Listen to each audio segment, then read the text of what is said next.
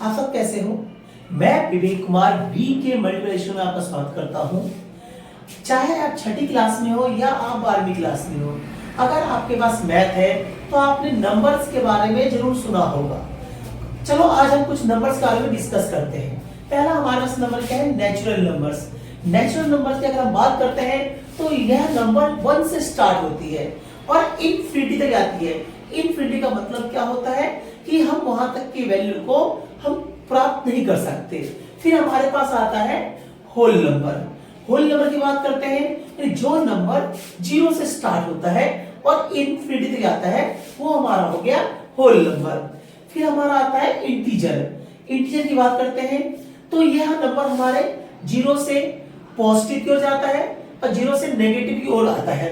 यानी हम बोल सकते हैं प्लस माइनस वाले नंबर को हम होल नंबर बोलते हैं, बट वो फ्रैक्शन में नहीं होना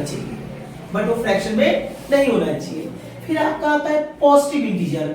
यही इंटीजर का पार्ट हो गया, ये हमारा पॉजिटिव हो गया 1 2 3 4। फिर आता है हमारे पास में नेगेटिव इंटीजर, यानी नेगेटिव की अगर हम बात कर रहे हैं तो -1 -2 -3 -4 और ये भी इनफिनिटी की तरफ, यानी माइनस इनफिनिटी बोल सकते हो आप। फिर आपके पास आता है रैशनल नंबर। रैशनल नंबर की अगर हम बात करते हैं तो ये एक परिमेय संख्या होती है जिसे p/q के फॉर्म में हम लिख सकते हैं, बट कभी भी q का मान 0 नहीं हो सकता। यानी जो डिनोमिनेटर होता है, यानी हर कभी भी 0 नहीं हो सकता। ये नंबर हमारे हो सकते हैं 2/3 -5/7 1/3 0 -1/3। 0 भी एक रैशनल नंबर है। क्यों? हमें पता है कोई भी नंबर अगर सिंगल हो उसके नीचे 1 जरूर होता है, इसलिए 0 भी क्या है? हमारा एक रैशनल नंबर है। रैशनल नंबर तक बात किया था।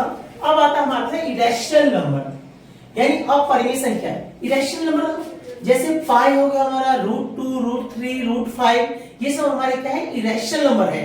ठीक है, क्योंकि इनका परफेक्ट स्क्वायर नहीं आता है। ठीक है बेटा। फिर आता है रियल नंबर।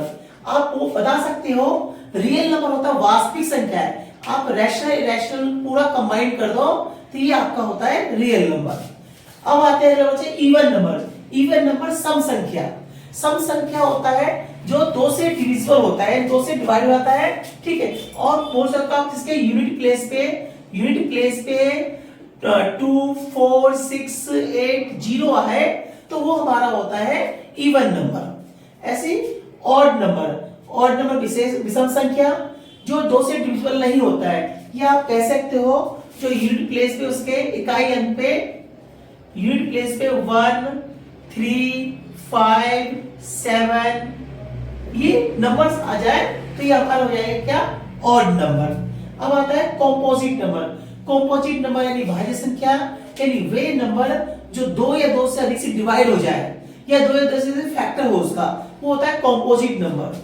ठीक है, अगर हम कॉम्पोजिट नंबर की बात करते हैं तो जैसे 4 हो गया, 4 2 के टेबल में भी आता है और 4 के टेबल में आता है।